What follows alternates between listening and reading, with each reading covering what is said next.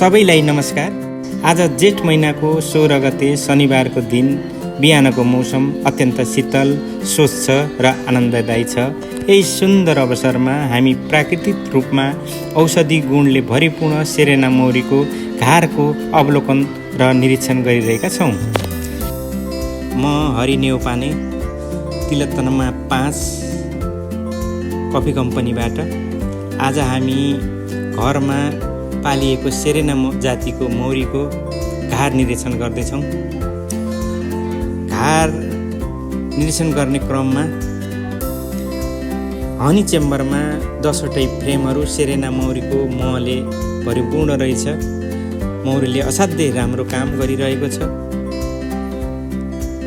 निरीक्षणको क्रममा मौरीको घार एकदम बलियो अवस्था, बच्चा कक्षमा पनि बच्चा भरिभराउ रहेछ।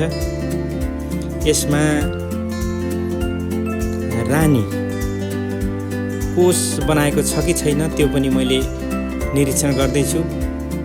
यदि रानी कोष बनाएको भए अर्को घारमा व्यवस्थित गरी एउटा नयाँ घार फेरि अर्को बन्नेछ। जसरी 1 वर्षभन्दा पहिला मैले पहाड घरबाटै एक घार सेरेना मौरी मगाई त्यसैलाई व्यवस्थित गर्दै त्यसको हेरचाह गर्दै अनि यहाँ पनि 2टा नयाँ घारहरू किनेर नै सेरेना मौरीको पालन गर्न सुरु गरेको थिएँ। 1 वर्षकै समय अवधिमा अहिले मसँग 10वटा सेरेना मौरीका घारहरू छन्, जसमध्ये आज एउटा सेरेना मौरीको घार अवलोकन गर्दैछु।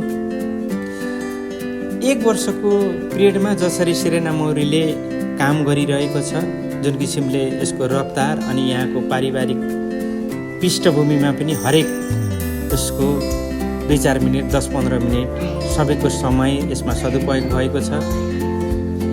जसरी मौरीले एक आपसमा मिलेर बिहान 3-4 बजेदेखि नै साँझको अँधेरो नहुन्जेल 6-7 बजेसम्म निरन्तर एउटा काममा खटिरहेको, जसरी खटेर काम गरेको देख्छ, त्यसैले पनि एउटा मानिसमा हामी सबैमा एउटा कामप्रति लगनशीलता भइयो भने हरेक उसमा सफल हुन सकिन्छ भन्ने पाठ पनि मौरीले सिकाएको। संरक्षणको लागि पनि हामीले मौरी पाल्नु जरुरी छ। हाम्रो ठाउँमा सम्भव भएसम्म व्यावसायिक हिसाबले गर्न नसके पनि घरको लागि मात्रै भए पनि 1-2 घार हामीले पाल्नु अत्यन्त आवश्यक छ। त्यसमा तपाईँहरूको सहजीकरणको लागि नजानेको कुरा केही आवश्यक परे म पनि त्यसमा सहजीकरण गर्नेछु। परेको सिप मैले जानेको सिप हजुरहरू समक्ष पनि बाँड्न चाहन्छु। 1 वर्षको परिप्रेक्ष्यमा 10 घार भयो भने अब मैले 1 वर्षको उसमा लगभग 25-30 घार जति पुर्याउँछु भन्ने मेरो लक्ष्य छ। जुन हिसाबले समय छुट्टाइ यसमा लागि परिएको छ, यसले हरेक कुराले मौरीको एउटा सेरेना मौरी फेरि मौरीमै अत्यन्त लाभदायी। मेलिफेरा र सेरेना मध्ये सेरेना एकदम राम्रो मह मानिन्छ।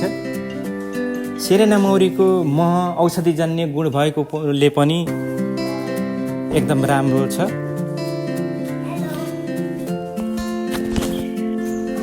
यति भन्दै आजको यो मौरी सम्बन्धी अवलोकन तथा मह सङ्कलन सम्बन्धी पहिलो अध्याय यही समाप्त गर्छु। सबैमा जय मौरी। धन्यवाद।